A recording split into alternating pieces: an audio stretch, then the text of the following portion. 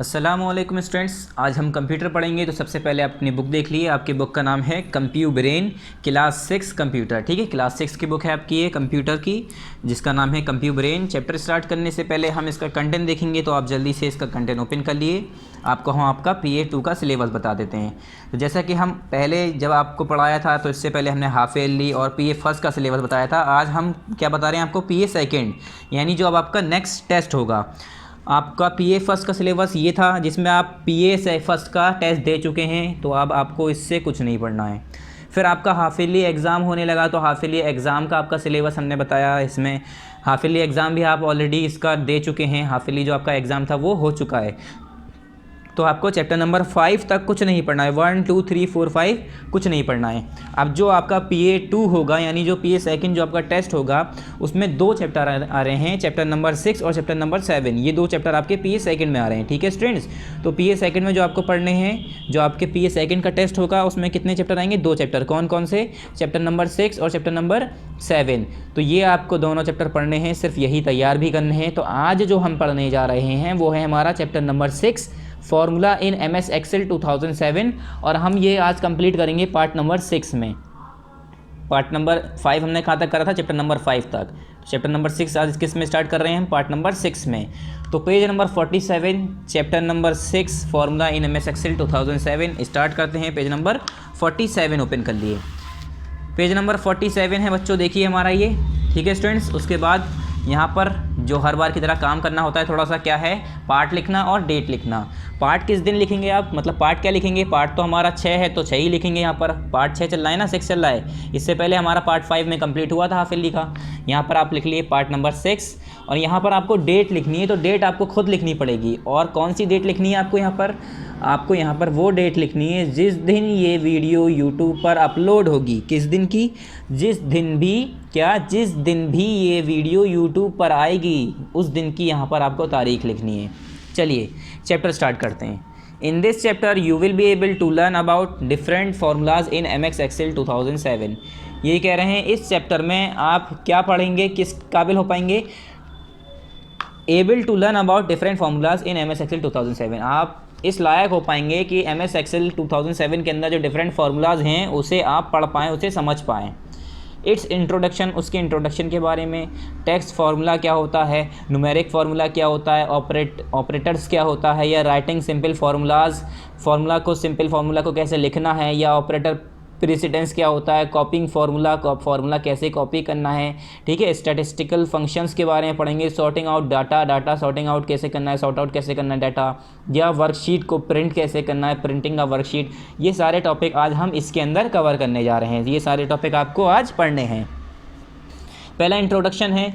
Introduction में क्या है? You have applied different formulas in mathematics. ये कह रहे हैं बच्चों, आपने मैथमेटिक्स में जब आपने मैथ पढ़ी होगी तो अलग अलग फार्मूला लगाया होगा कि area of square, area of rectangle, और बहुत सारे ऐसे फार्मूलेज होंगे।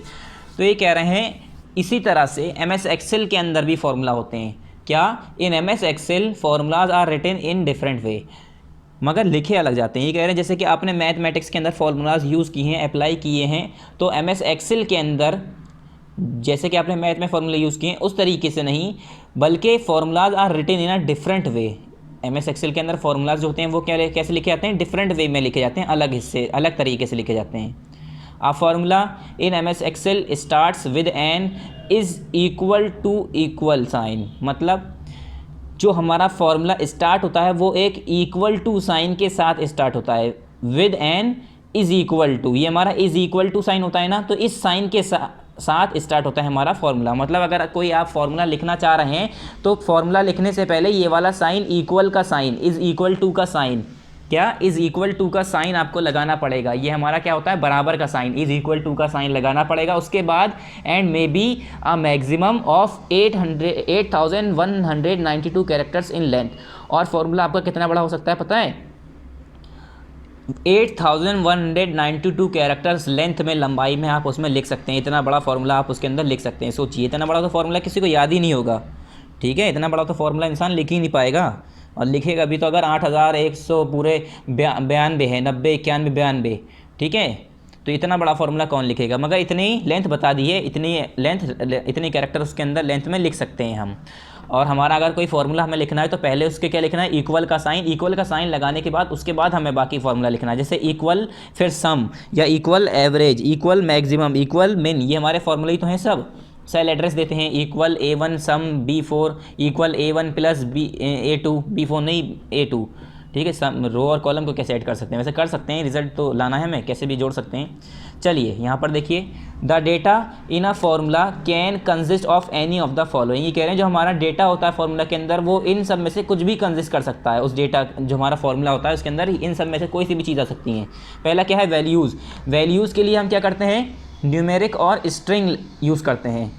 सेल एड्रेस के लिए हम A1 B4 मतलब सेल एड्रेस देते हैं कि हमारी कौन सी सेल को हम जोड़ रहे हैं, कौन सी सेल को घटा रहे हैं, कौन सी सेल को मल्टीप्लाई कर रहे हैं, कौन सी सेल को डिवाइड कर रहे हैं। तो उसमें A1 A2 B1 B2 B3 B4 C1 C2 C3 C4 C5 C8 C18 ये सब क्या होता है, हमारा सेल एड्रेस होता है, बता रहे होते हैं हम कौन सी सेल किस सेल से जोड़ रहे हैं, तो उससे हम सेल एड्रेस देते हैं। फंक्शंस में क्या है, कौन कौन से फंक्शंस लगता है, हम कौन से फंक्शंस लगाते हैं, जैसे सम है, एवरेज है, मैक्सिमम है, मिनिमम है, एक्सेट्रा। सम में हम ऐड करते हैं, एवरेज में हम एवरेज निकालते हैं, मैक्सिमम में मैक्सिमम वैल्यू पता करते हैं, मिनिमम में मिनिमम वैल्यू, ठीक है। डिवाइड है, मल्टीप्लाई है, बहुत सारी चीज़ें हैं, इसलिए यहाँ पर एक्सेट्रा लगाया है। ऑपरेटर्स में क्या है, ऑपरेटर्स में मतलब जो हमारे सिंबल्स होते हैं, जैसे कि हमारा एडिशन, सब्ट्रैक्शन, मल्टीप्लिकेशन, ये क्वेश्चन मार्क है, ये ग्रेटर का है, ये स्मॉलर का है, एक्सेट्रा। जैसे हम कहते हैं ना Rahul is greater than Ram, तो ऐसे ही हम कहते हैं ना 8 इज़ ग्रेटर देन 7, तो 8 इज़ ग्रेटर देन के लिए हम ये वाला साइन लगाएंगे, उसके बाद 7 लिखेंगे, ठीक है। तो ये क्या है, साइन है। पैरेंथेसिस में हमारे ये ब्रैकेट्स आ गया है दोनों, इसे हम यूज़ करते हैं, इसके अंदर हम वैल्यूज़ फिल करते हैं। टेक्स्ट फार्मूला क्या होता है, टेक्स्ट फार्मूला क्या होता है, यहाँ पर टेक्स्ट फार्मूला है to make a simple text value enclose it in double quotes. ये कह रहे हैं अगर आपको सिंपल टेक्स्ट वैल्यू बनानी है, लिखनी है, या to make a simple text value enclose it in double quotes, उससे डबल कोट्स के अंदर आप इंक्लोज कर दिए, जैसे यहाँ पर दिया हुआ है डबल कोट्स, इसे कहते हैं डबल कोट्स। ये क्या है, ये कोट्स हैं, ठीक है, ये कोट्स हैं, ये जो दो साइन है यहाँ पर कॉमा जो लगे हुए हैं इसे हम कहते हैं कोट्स। तो ये डबल कोट्स के अंदर आपको बनाने के लिए, सिंपल टेक्स्ट बनाने के लिए आपको डबल कोट्स के अंदर लिखना है उसे, जैसे यहाँ पर लिखा हुआ है फॉर एग्जांपल डबल कोट्स यहाँ पर लिखा है, उसके अंदर लिखा हुआ है माइक्रोसॉफ्ट। माइक्रोसॉफ्ट के अंदर यहाँ पर मतलब डबल कोट्स के अंदर हमारा क्या लिखा हुआ है, माइक्रोसॉफ्ट। द कैरेक्टर एम्परसेंड, क्या, द कैरेक्टर एम्परसेंड, ये जो हमारा एस का साइन है, एंड का साइन, ये इस तरह का साइन, इस तरह का एस बना होता है, एम्परसेंड। तो ये जो हमारा कैरेक्टर एम्परसेंड है ये किस लिए यूज़ होता है, ampersand is use to join text values to one another. अगर मैं लिख रहा हूँ माइक्रोसॉफ्ट, पहले हमने किस में लिखा, डबल कोट्स के अंदर लिखा माइक्रोसॉफ्ट, उसके बाद लगाया एम्परसेंड का साइन, एम्परसेंड के बाद हमने दोबारा दोबारा एम्पर कोट्स लगाया, क्या लगाया हमने, पहले हमने माइक्रोसॉफ्ट लिखा कोट्स के अंदर, डबल कोट्स कहलाते हैं, उसके बाद ये एम्परसेंड का साइन लगाया जो हमारा एस की तरह दिख रहा है, फिर उसके बाद दोबारा कोट्स के अंदर हमने एक्सेल लिखा। तो माइक्रोसॉफ्ट और एक्सेल जो है आपस में दोनों जुड़ जाएगा, कनेक्ट हो जाएगा।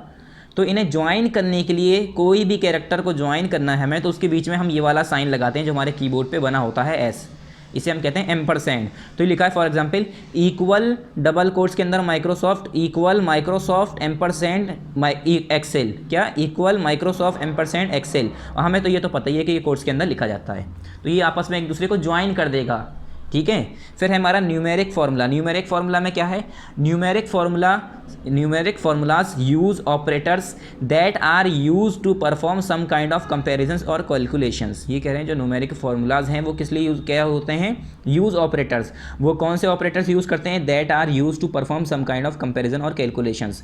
न्यूमेरिक फार्मूलाज में ऐसे ऑपरेटर्स यूज होते हैं जिसमें जो है कुछ तरह की कंपैरिजन या कैलकुलेशंस वाले ऑपरेशंस परफॉर्म किए जाते हैं। क्या, किस तरह की परफॉर्मेंस की जाती है उसमें, किस तरह की हमें कैलकुलेशंस करी जाती हैं उसमें, मतलब क्या किया जाता है, या तो फिर कंपैरिजन होता है दो वैल्यूज़ के बीच में, या उसके उन दोनों वैल्यूज़ का कैलकुलेशन होता है, ठीक है। उसमें हम क्या कहते हैं, न्यूमेरिक फार्मूलाज यूज़ करते हैं हम। Operators in MS Excel. अब MS एक्सेल्स के अंदर ऑपरेटर्स क्या क्या हैं, कैसे कैसे हैं। Some of the important operators इस in MS Excel are arithmetic, relational and logical. ये कह रहे हैं जो कुछ इंपॉर्टेंट ऑपरेटर्स हैं MS एक्सेल के अंदर वो कौन कौन से हैं, अरिथमेटिक हैं, रिलेशनल हैं और लॉजिकल हैं। ये हमारे कुछ इंपॉर्टेंट क्या है, इंपॉर्टेंट ऑपरेटर्स के नाम है MS एक्सेल के अंदर। कौन कौन से, arithmetic, relational and logical. Next है बच्चों पेज नंबर 48 ओपन कर लिए, अरिथमेटिक ऑपरेटर्स। अभी अरिथमेटिक ऑपरेटर्स क्या होते हैं और इससे क्या करा जाता है।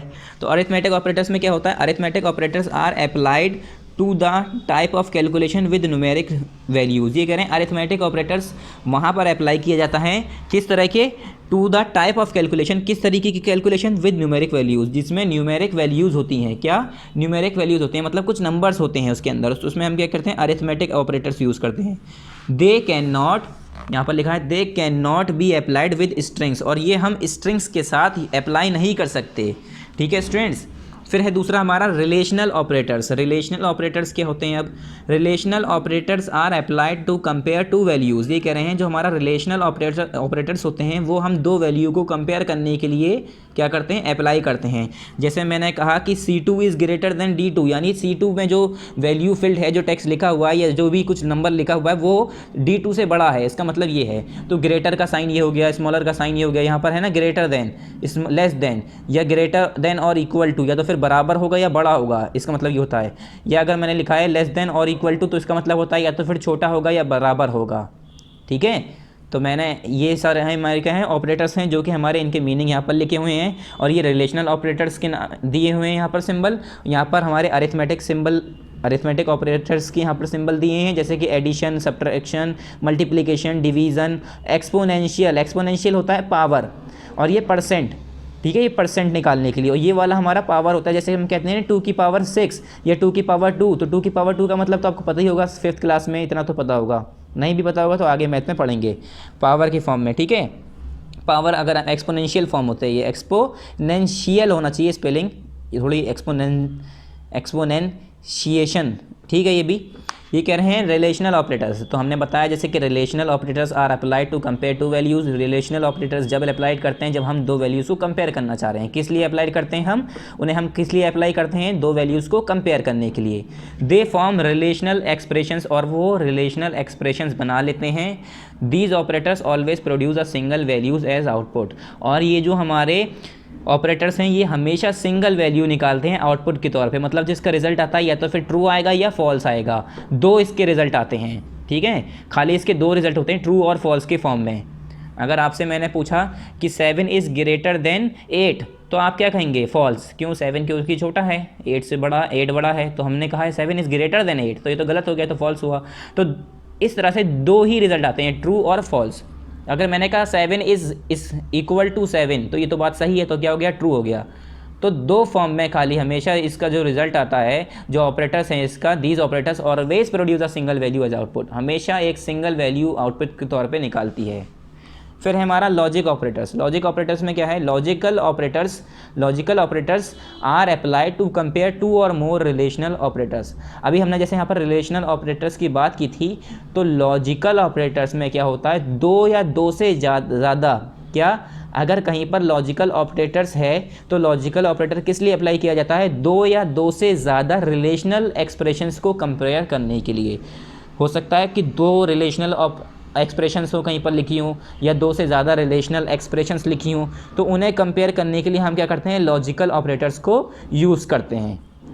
These operators also always produce single value as output. ये कह रहे हैं ये भी ऑपरेटर हमेशा ये भी ऑपरेटर जो है सिंगल वैल्यू जो है आउटपुट के तौर पर निकालते हैं, ट्रू और फॉल्स। जैसे यहाँ पर लिखा है logical operators in MS access, not and or, not and or क्या है, नॉट एंड, और यहाँ पर लिखा है और, तो ये हमारे क्या है, लॉजिकल ऑपरेटर्स हैं MS एक्सेल के अंदर, जो कि हम यूज़ करते हैं दो रिलेशनल ऑपरेटर्स को कंपेयर करने के लिए। दो रिलेशनल ऑपरेटर्स को कंपेयर करने के लिए क्या यूज़ करते हैं हम, लॉजिकल ऑपरेटर्स को। टू राइट सिंपल फार्मूलाज, ये कह रहे हैं अगर हमें सिंपल फार्मूलाज लिखना है तो क्या करना पड़ेगा, क्या क्या होना चाहिए। Let's learn simple formulas using the arithmetic operator that we just studied. ये कह रहे हैं चलिए अब हम पढ़ते हैं सिंपल फार्मूलाज को लिखने का तरीका, या हम चलिए पढ़ते हैं सिंपल फार्मूलाज को लिखने का मतलब हम चलिए देखते हैं कि सिंपल फार्मूलाज कैसे लिखते हैं यूजिंग द अरिथमेटिक ऑपरेटर्स। जो हमारे अरिथमेटिक ऑपरेटर अभी हमने जो ऊपर बताए, plus, minus, subtraction, multiply, divide, percent, exponential, उन्हें यूज़ करके, ठीक है। There should be some arithmetic operator to operate on data or numbers. ही कह रहे हैं हमेशा एक अरिथमेटिक ऑपरेटर्स तो होना ही चाहिए कभी किसी डेटा को या नंबर्स को ऑपरेट करने के लिए। अगर हमें 20 और 30 को जोड़ना है तो बीच में तो हमें प्लस लगाना ही पड़ेगा, अगर दोनों को हमें घटाना है तो माइनस तो लगाना ही पड़ेगा, मल्टीप्लाई करना है तो मल्टीप्लाई का साइन लगाना ही पड़ेगा। तो ये सारी चीज़ें हमें हमेशा ऑपरेट करने के लिए हमें एक अरिथमेटिक ऑपरेटर की ज़रूरत पड़ती है। The data may be cell address also, और ज़रूरी नहीं है डेटा हमारा जो है, जैसे मैंने लिखा है कि किसी बच्चे के मैथ में 20 हैं, उर्दू में 20 हैं, ठीक है, और इंग्लिश में 20 हैं, साइंस में 20 हैं, तो मैं कहूँगा मैथ, इंग्लिश, उर्दू और साइंस के मुझे चारों के नंबर जोड़ने हैं, मैथ, उर्दू, इंग्लिश, साइंस के नंबर जोड़ने हैं। तो मैं क्या करूँगा, 20 20 20 ऐसे कर दूंगा ना, 20 + 20 + 20 + 20 + 20 4 बार, तो उससे हमारा क्या आ जाएगा, रिजल्ट आ जाएगा 80 आ जाएगा। मगर ज़रूरी नहीं है मैं ऐसे करूँ, मैं सेल एड्रेस लिख दूंगा कि A1 + A2 + A3 + A4 चारों का सेल एड्रेस लिख दूंगा जहाँ पर नंबर लिखे होंगे।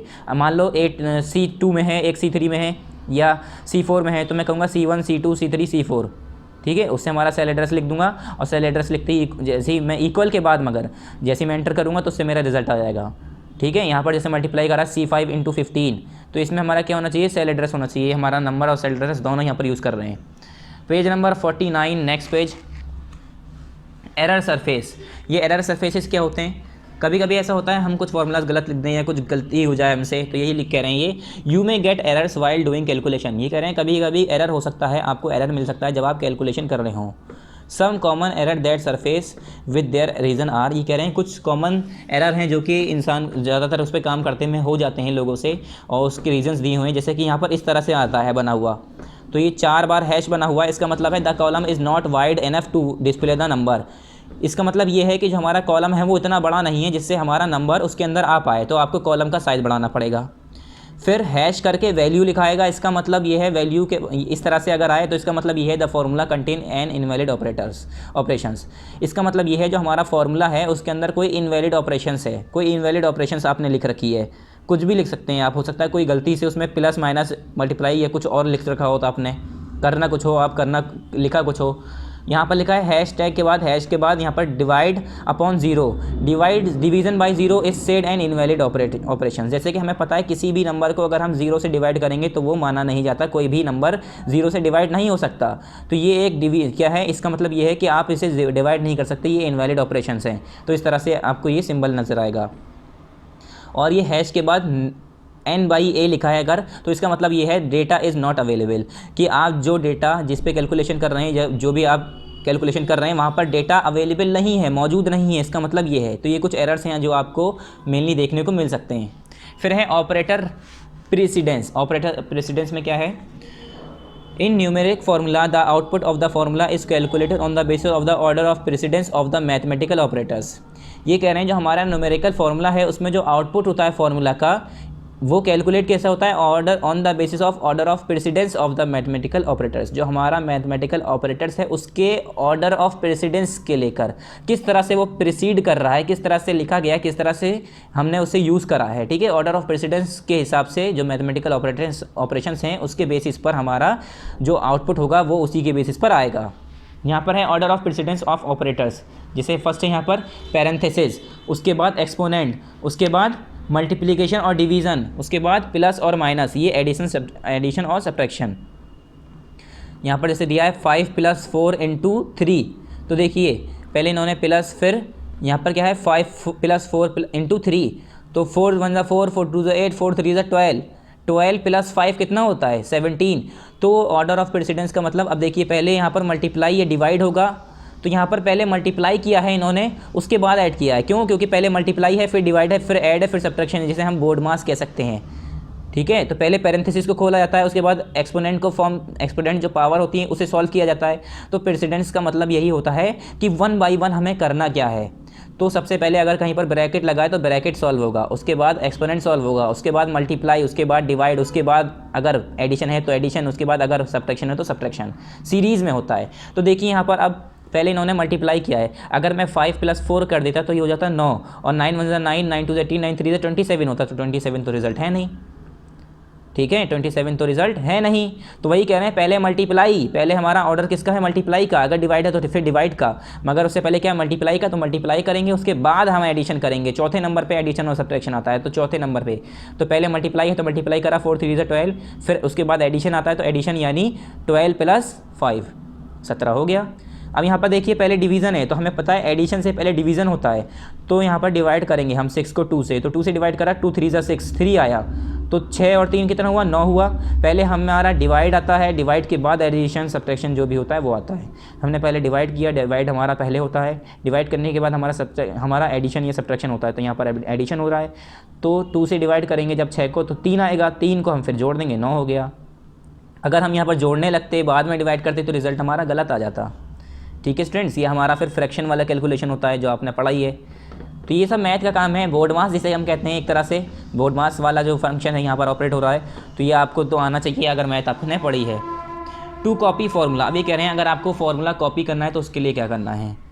ये कह रहे हैं while writing formulas on fruits dot XLSX। ये कह रहे हैं जैसे कि आप कोई फार्मूला लिख रहे हैं fruit dot XLSX, you write the formula in every row.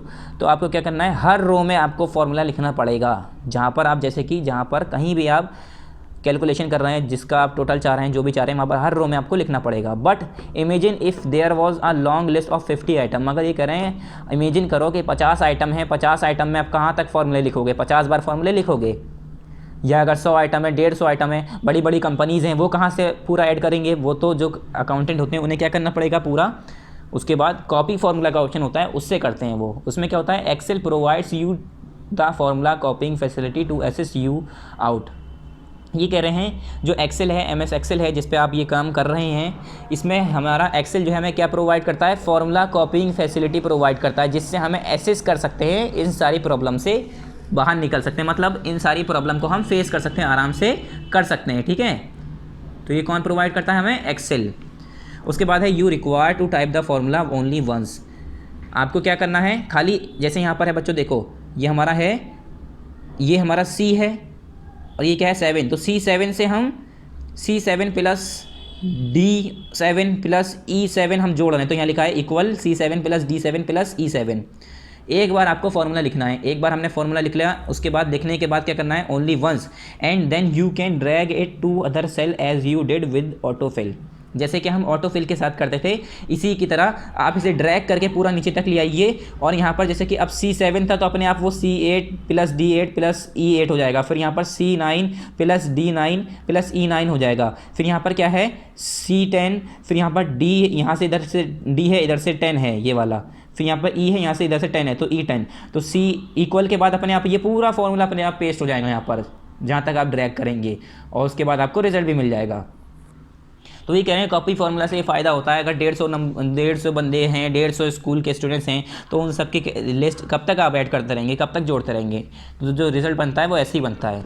तो यहाँ पर है to copy of formula follow the steps given below. ये कह रहे हैं आप अगर आपको फार्मूला कॉपी करना है तो चलिए आपको हम उसके स्टेप्स बता देते हैं कि आपको वो काम करना कैसे है। स्टेप फर्स्ट है type the formula in the first cell and press enter key. पहले क्या करना है, फार्मूला को टाइप करना है पहले सेल में और वहाँ पर एंटर की दबाना है। मतलब एंटर का जो बटन होता है कीबोर्ड पे उसे दबाना है। क्या करना है, जैसे यहाँ पर हमने लिखा equal C7 plus D7 plus E7, ये लिखने के बाद हम एंटर का बटन दबा देंगे। Step 2 bring the mouse pointer to the corner of the formula cell. अब इस फार्मूला सेल के कॉर्नर पे आपको अपना माउस बटन लेके आना है, माउस का पॉइंटर लेके आना है। To the cell pointer handle and the, जो हमारा to the cell pointer handle जो है वहाँ पर, and the mouse pointer will change the shape to a simple plus sign. जब आप माउस पॉइंटर को यहाँ तक लेके आएंगे तो वहाँ पर प्लस का साइन बन जाएगा। पहले हमारा माउस का पॉइंटर एरो होता है, एरो का साइन होता है, इस तरह से हमारा माउस का पॉइंटर कैसे होता है, जब हम माउस चला रहे होते हैं तो कंप्यूटर में ऐसे एरो चल रहा होता है। तो जब आप इसके ऊपर लेके आएंगे तो एरो की जगह वो इस तरह से प्लस का साइन बन जाएगा, ऐसे करके एक प्लस का साइन बन के आ जाएगा। तो यहाँ पर प्लस का साइन जैसे ही बन के आएगा क्या करना है, change the shape to a simple plus sign. This is known as fill handle, इसी को हम कहते हैं फिल हैंडल।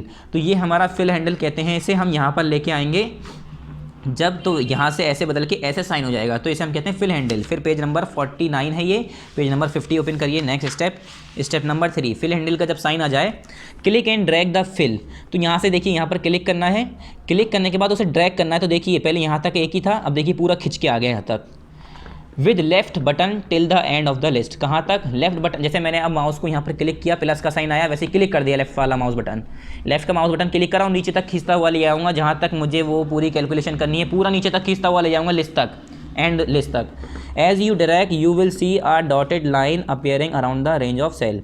ये कह रहे हैं जब आप उसे ड्रैग कर रहे होंगे, खींच रहे होंगे, तो इस तरह से एक डॉटेड लाइन बनी हुई आ रही होगी। और जब डॉटेड लाइन बनी हुई आ रही होगी तो वहाँ पर जब बाद में आपका जब जितना है सेलेक्ट करने के बाद वहाँ पर जब एंटर करेंगे तो पूरे में जितना, जैसे इसका टोटल इसमें आ जाएगा, इसका टोटल इसमें आ जाएगा, यहाँ पे अमित है, अमित का टोटल अमित के बारे में आ जाएगा, फिर साक्षी है, साक्षी का यहाँ आएगा, अर्जुन का यहाँ आएगा, ऐसे अमन है, राजू है, सबका जो है अपना अपना टोटल आ जाएगा। मतलब हर जगह अलग अलग फॉर्मूला नहीं लिखना पड़ेगा हर बच्चे के लिए, ठीक है। उसमें हमने ये जो कॉपी वाला, ये जो हमारा ड्रैग वाला ऑप्शन है, ये जो हमारा फिल हैंडल वाला है, फिल हैंडल वाला तरीका भी हमने करा है कॉपी वाला, इससे हम करेंगे, ठीक है। स्टेप 3 हमारा यहाँ पर कंप्लीट। उसके बाद statistical functions in MS Excel, ये कह रहे हैं कुछ स्टैटिस्टिकल फंक्शंस हैं एमएस एक्सेल के अंदर, उसे समझ लेते हैं। In MS Excel there are several predefined formulas that do particular calculation such as. ये कह रहे हैं एमएस एक्सेल के अंदर पहले से कुछ प्री डिफाइंड फार्मूलाज हैं जो कि पहले से बना चुके हैं, बने हुए फार्मूलाज हैं जो कि आप उन्हें वैसे के वैसे ही लगाना पड़ेंगे।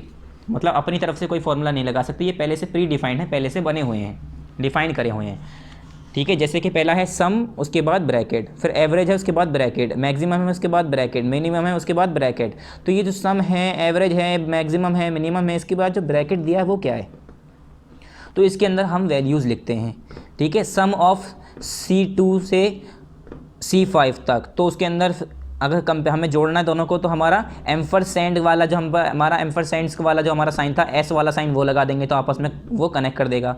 तो सम का ऑप्शन, सम किस लिए यूज़ करते हैं, calculate the total of a given set of values, जो भी हमारी वैल्यूज़ होगी उसका टोटल करने के लिए, जोड़ने के लिए उसे हम सम का यूज़ करते हैं। फिर एवरेज का क्या है, calculate the average of a given set of a value, जो भी हमारी वैल्यूज़ दी हैं उसके जो गिवन सेट्स हैं, जो भी वैल्यूज़ का गिवन सेट्स हमें मौजूद है जो दिया हुआ है, उसका एवरेज निकालने के लिए हम एवरेज वाला फार्मूला यूज़ करते हैं। फिर उसके बाद मैक्सिमम में क्या है, calculate the maximum value from a given set of a values. अब पूरा मान लो कि 500 बच्चे हैं स्कूल में, अब मैं चाह रहा हूँ सबसे ज़्यादा नंबर किसके आए हैं, तो सबसे ज़्यादा नंबर चेक करने के लिए मैं मैक्सिमम वाला फंक्शन लगाऊंगा तो उससे हमारे सबसे ज़्यादा नंबर आ जाएंगे, मतलब वहाँ पर शो करने लगेगा। मिनिमम वाले में क्या है, calculate the minimum value from a given set of a value, जो भी हमारी वैल्यूज़ दी हुई हैं उस सेट्स में से जो मिनिमम वैल्यू होगी वो हमारी मिनिमम फंक्शन वाला ये शो करने लगेगा। तो इसके अलग अलग ऑपरेटर्स हैं, अलग अलग इसके यूजेज हैं। फिर नेक्स्ट है for instance let's take the sum function. For instance मतलब होता है फॉर एग्जाम्पल, इंस्टेंस कहते हैं एग्जाम्पल, ठीक है, इंस्टेंस कहते हैं एग्जाम्पल। ये कह रहे हैं चलिए एक एग्जाम्पल लेते हैं जिसमें क्या है, सम फंक्शन हम यूज़ करेंगे। Let's take the sum function.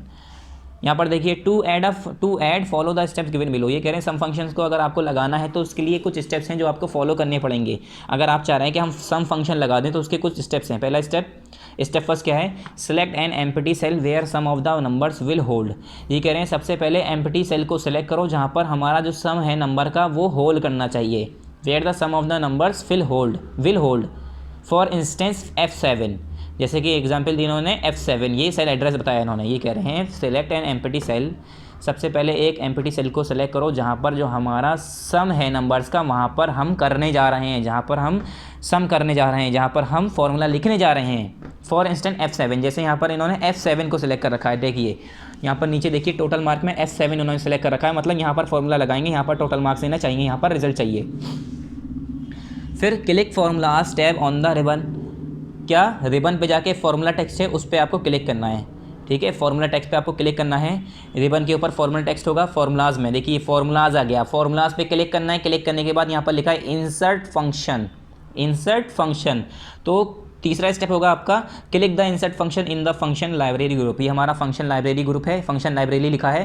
पहले क्या करना है, हमें सिलेक्ट कर लेनी है, हमें सेल एड्रेस दे देना है हमें कि हमें कौन सी एम्प्टी सेल हमें सिलेक्ट करनी है। वो सिलेक्ट करने के बाद ये वाली जो हमारे टोटल मार्क वाली है स्टेप फर्स्ट, इसे करने के बाद स्टेप 2 है हमारा फॉर्मूला पे क्लिक करना है। फॉर्मूला पे क्लिक करने के बाद फंक्शन लाइब्रेरी में देखना है, यहाँ पर इंसर्ट फंक्शन लिखा होगा, उस पर क्लिक करना है।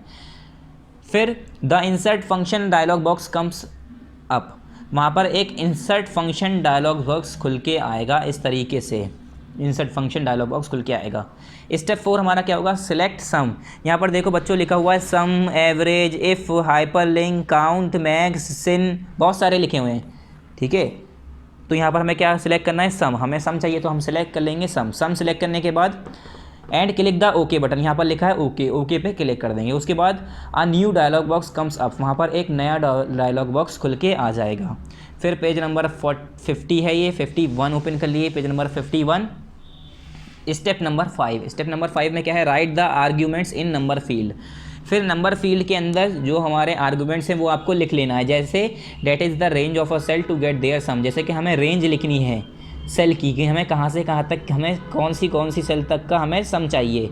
Hair it is C7 such C7 to E7, ये सच दैट का साइन होता है वैसे तो हम लिखेंगे सम, पहले लिखेंगे equal some C7 to E7। तो C7 से लेकर E7 तक के जितने भी हमारे नंबर्स हैं वो सब ऐड होके वहाँ पर जुड़ के आ जाएंगे। सम कर रहे हैं ना, अगर एवरेज निकाल लेते तो एवरेज लिखते। फिर क्या है हमारा 6, स्टेप 6 है क्लिक द ओके बटन। उसके बाद ये लिखने के बाद ओके बटन दबाना है।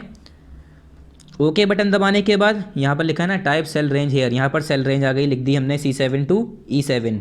उसके बाद the outcome appear in the desired location, desired cell. फिर यहाँ पर जैसे ही आप ओके करेंगे तो आपका यहाँ पर रिजल्ट आ जाएगा। देखिए यहाँ पर आया 198 लिखा हुआ आ गया टोटल मार्क इन तीनों का जोड़ के। तो ये सम आ गया C7 E7 सेल का। सी ये रहा 7 ये रहा, C7 से E7 तक, मतलब C7 plus D7 plus E7 पूरा टोटल यहाँ तक आ गया। ये हमारा पूरी रेंज बताता है कि C7 से E7 तक, यानी बीच वाले जितने भी हैं वो भी।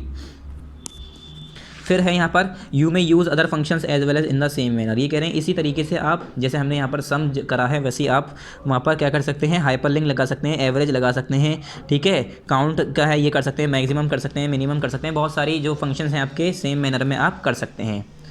टू सॉर्ट आउट डेटा, अभी कह रहे हैं डेटा सॉर्ट आउट कैसे किया जाता है। Arranging a given set of data according to a specific order, यानी असेंडिंग और descending, is known as sorting. क्या कहते हैं हम उसे, इज नोन एज सॉर्टिंग। जैसे हम किसी डेटा को सॉर्ट आउट करना चाह रहे हैं, मतलब किसी डेटा को हम स्पेसिफिक ऑर्डर में लगाना चाह रहे हैं, जैसे कि हम चाह रहे हैं कि हमारा जो डेटा है वो असेंडिंग ऑर्डर में आए या डिसेंडिंग ऑर्डर में आए, ठीक है, छोटे से बड़ा या बड़े से छोटे के फॉर्म में हो, तो उसके लिए हम कहते हैं उसे हम सॉर्ट आउट करना, मतलब डेटा को सॉर्टिंग करना, इसी हम कहते हैं सॉर्टिंग ऑफ डेटा, ठीक है। मतलब हम डेटा को किसी भी स्पेसिफिक ऑर्डर में लगा रहे हैं हम, जैसे हम चाह रहे हैं कि सबसे ज़्यादा नंबर जिसके हैं वो ऊपर आ जाए, सबसे कम उससे नीचे, सबसे कम उससे नीचे, उससे कम उससे नीचे, मतलब हम जो है डिसेंडिंग ऑर्डर में जा रहे हैं बड़े से छोटे की तरफ। तो अरेंज करना स्पेसिफिक ऑर्डर में किसी भी डेटा को, उसे हम कहते हैं सॉर्टिंग। फिर है इसके स्टेप्स की हम इसे कैसे सॉर्ट आउट करेंगे, अगर हम अरेंज करना चाह रहे हैं डेटा को तो कैसे करेंगे।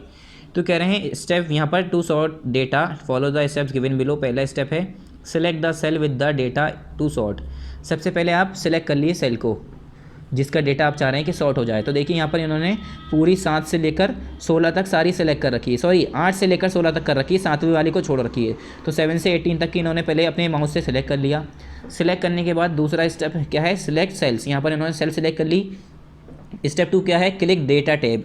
Click data tab on the ribbon, यहाँ पर रिबन है, रिबन के ऊपर लिखा है डेटा, डेटा पे क्लिक करेंगे। डेटा पे क्लिक करते ही यहाँ पर स्टेप 3 होगा हमारा click sort and filter group. यहाँ पर सॉर्ट करके ऑप्शन होगा, यहाँ पर आपको क्लिक करना है। क्लिक करने के बाद ये तीसरा ऑप्शन है, मतलब तीसरा स्टेप है। चौथा हमारा स्टेप होगा, चौथा काम होगा choose the option you want. जो ऑप्शन आपको वहाँ पर चाहिए वो ऑप्शन आपको चूज़ कर लेना है। जैसे कि एग्जांपल है total mark in sort by, values in sort on, largest to smallest order, मतलब ये टोटल मार्क सॉर्ट बाई होंगे या वैल्यूज़ ऑन शॉर्ट ऑन होगी या लार्जेस्ट टू स्मॉलेस्ट, मतलब बड़े से छोटे की तरफ जाना है, किस तरह से आपको ऑर्डर लगाना है वो होगा। आप उसमें सेलेक्ट कर लिए, मतलब इंक्रीजिंग डिक्रीजिंग कैसे आपको लगाना है, डेटा कैसे सॉर्ट करना है वहाँ पर सेलेक्ट कर लिए। उसके बाद स्टेप 5 है क्लिक द ओके बटन। उसके बाद आपको ओके बटन पर क्लिक कर लेना है, ठीक है। यहाँ पर वैल्यूज़ का ऑप्शन है और यहाँ पर टोटल मार्क्स का ऑप्शन है, बहुत सारे यहाँ पर ऑप्शंस दिए हुए हैं। फिर यहाँ पर आपको ओके का बटन दबा देना है, जो हमारा 5वां स्टेप्स होगा। आपके जो स्टेप्स, आपका जो डेटा है वो सॉर्ट आउट होके आ जाएगा। अब देखिए जो हमारा पहले 7वां था वो 8वां हो गया, 8वां था वो 7वां हो गया, 5वां 6ठा हो गया, ठीक है। रोल नंबर हमारे आगे पीछे हो गए, यहाँ पर हमने रोल नंबर ऊपर पहले सीरीज़ में लिखे थे, अब आगे पीछे हो गए। सबसे ज़्यादा यहाँ पर हमारा ऊपर है, सब उससे कम उससे कम उससे कम उससे कम, इस तरह से तो नंबर हमारे डिक्रीजिंग ऑर्डर में इन्होंने करे हैं। नेक्स्ट है हमारा to print a worksheet. Next topic है हमारा टू प्रिंट अ वर्कशीट। अगर हम वर्कशीट को प्रिंट करना चाह रहे हैं तो कैसे करेंगे, चलिए इसे भी देखते हैं। To print a worksheet, you may print a part or whole of the worksheet and obtain a hard copy of your data. ये कह रहे हैं आप अपनी शीट का, अपनी जो वर्कशीट है जिस पर आप जो काम कर रहे हैं उसका कोई एक पार्ट या पूरी वर्कशीट को आप जो है ऑब्टेन कर सकते हैं हार्ड कॉपी के फॉर्म में अपने डेटा की, मतलब उसे हम अपने हाथ में फ़ोटो कॉपी की फॉर्म में, प्रिंट की फॉर्म में, ज़ीरोक्स कॉपी की फॉर्म में, कैसी भी फॉर्म में हम उसे निकाल सकते हैं। मतलब जिसे हम कहते हैं हार्ड कॉपी, पेपर पे कोई चीज़ निकाल लेते हैं उसे हम कहते हैं हार्ड कॉपी की फॉर्म में हमारे पास वो चीज़ आ गई, उसे हम क्या कहते हैं, हार्ड कॉपी कहते हैं। To print a part of the worksheet follow the steps given below. अभी कह रहे हैं अगर आपको कोई वर्कशीट का पार्ट प्रिंट करना है तो उसके स्टेप्स हैं वो आप फॉलो करिए। पहला क्या है स्टेप फर्स्ट है choose the data on the worksheet that needs to be printed. ये कह रहे हैं सबसे पहले डेटा को चूज़ कर लो जो कि हमारा वर्कशीट पे हमें चाहिए, जो कि हम चाह रहे हैं कि हमें यही प्रिंट करना है, उस डेटा को आपको क्या करना है, choose the data on the worksheet that needs to be printed. सबसे पहले डेटा को चूज़ कर लो जो कि आप चाह रहे हो कि वो प्रिंट करना है, उस डेटा को आपको चूज़ करना है। फिर 52 पेज नंबर पे आइए, स्टेप 2। यहाँ पर टॉप पर देखिए स्टेप 2 लिखा है। स्टेप 2 में क्या है, click the office button.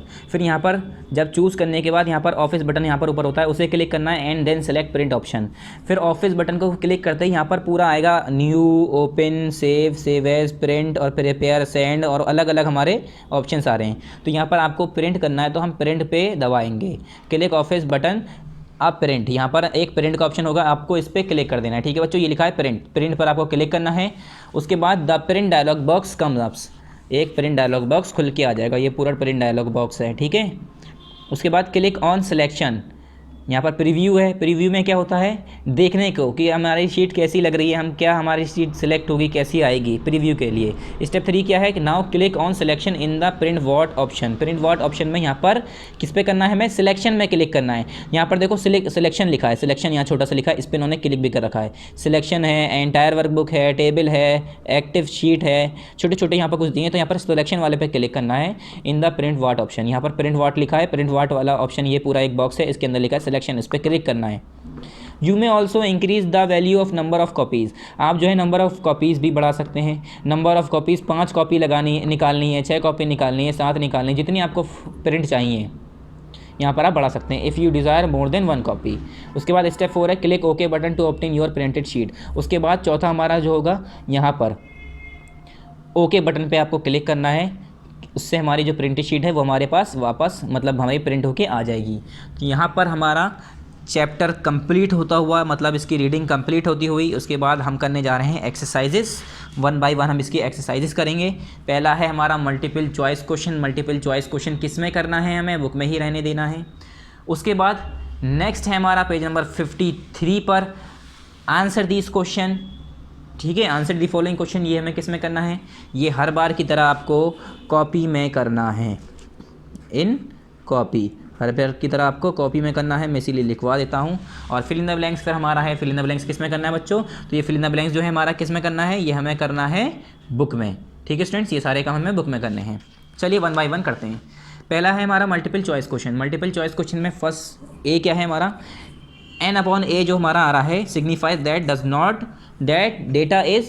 Data is not available या डेटा इज़ नॉट एब्सेंट या डेटा इज़ नॉट बोथ। तो हमारा क्या होगा, जब ये वाला हमारा एरर आता है इस तरह से लिखा हुआ, तो हमें पता चल जाना चाहिए कि हमारा जो हमने कैलकुलेशन कर रहे हैं उसका डेटा ही अवेलेबल नहीं है।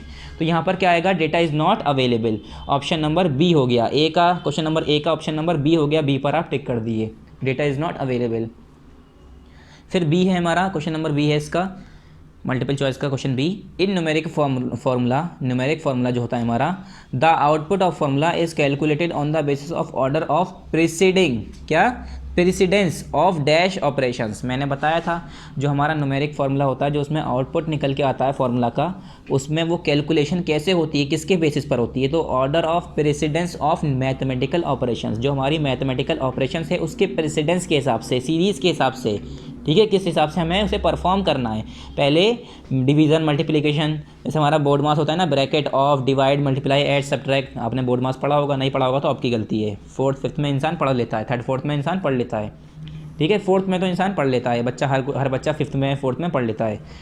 तो इसमें आ गया ऑप्शन नंबर ए, बी का हो गया ऑप्शन नंबर ए मैथमेटिकल, तो इस पर आप टिक कर दिए। उसके बाद सी है हमारा, the dash character is used in text formula. ये कह रहे हैं कौन सा कैरेक्टर हम टेक्स्ट फार्मूले के अंदर यूज़ करते हैं, हाइपरलिंक या एक्सक्लेमेशन या एम्परसेंड। तो एम्परसेंड हम यूज़ करते हैं टेक्स्ट फार्मूला के अंदर, जब हम कोई टेक्स्ट फार्मूला लिख रहे होते हैं। अगर हम सिंपल फंक्शंस वाला फार्मूला लगा रहे हैं, कोई हमने कॉलम की या सेल्स की हमने एड्रेस दे दिया, तो उसमें हम सच दैट का साइन लगाते हैं, 2 डॉट लगाते हैं। मगर जब हम कोई 2 टेक्स्ट फार्मूला लिख रहे हैं, मतलब टेक्स्ट लिख रहे हैं, वर्ड्स में लिख रहे हैं, तो उसमें हम एम्परसेंड का साइन लगाते हैं, जो हमारा एस का साइन होता है, स्मॉल एस का साइन जो होता है हमारा, एम्परसेंड जिसे हम कहते हैं। तो इसका हो गया ऑप्शन नंबर ए, इस पर आप टिक कर दिए।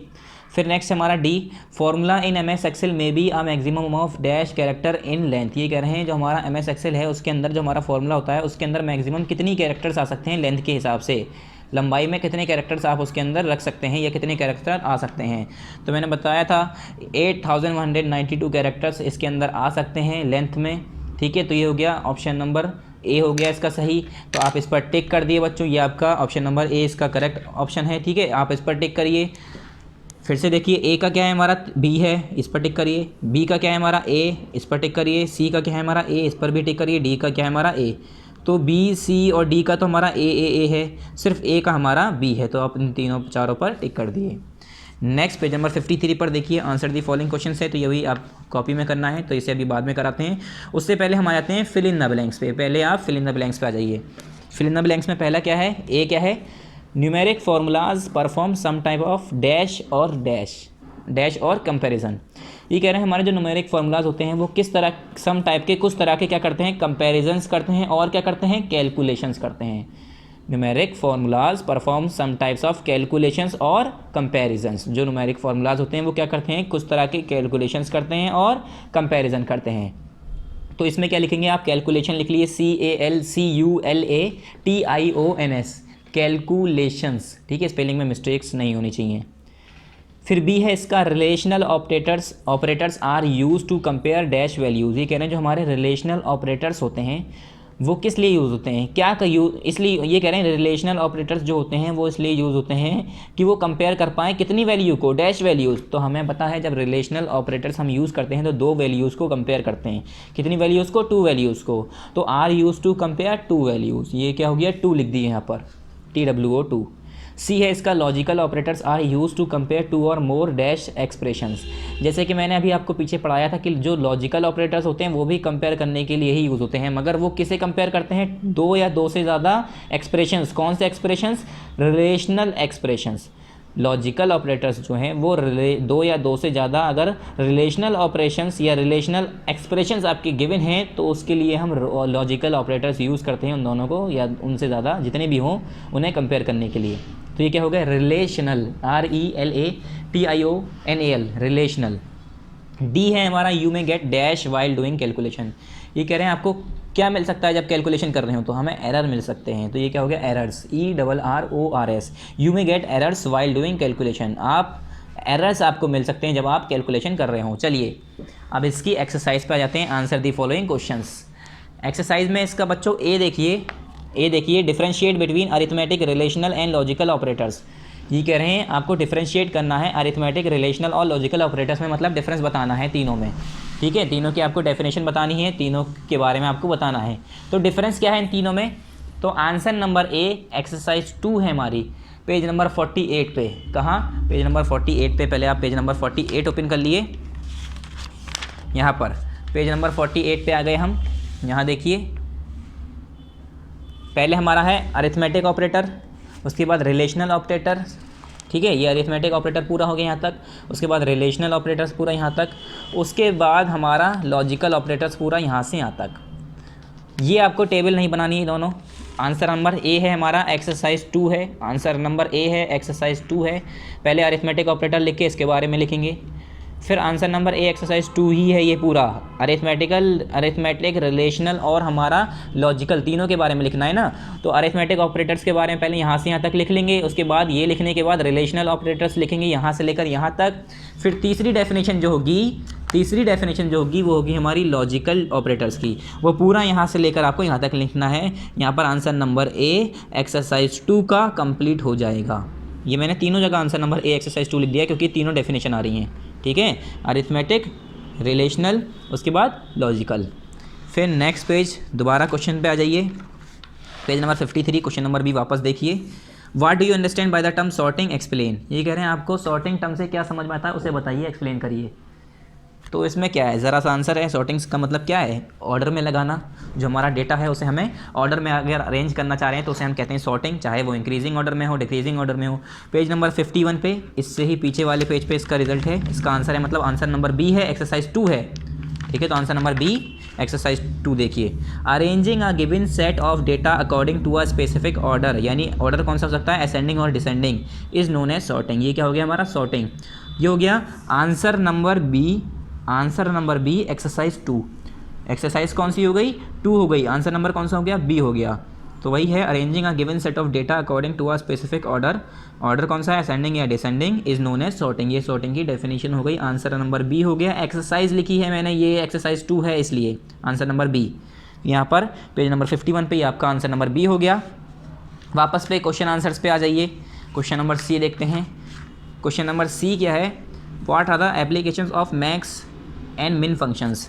जैसे कि मैंने बताया था मैक्स और मिन फंक्शंस का एप्लीकेशंस क्या है, उसके यूज़ क्या है, तो पेज नंबर 50 पे इसका आंसर है। इसी के पीछे वाले पेज पे देखिए आंसर नंबर सी लिखना है हमें एक्सरसाइज 2 का।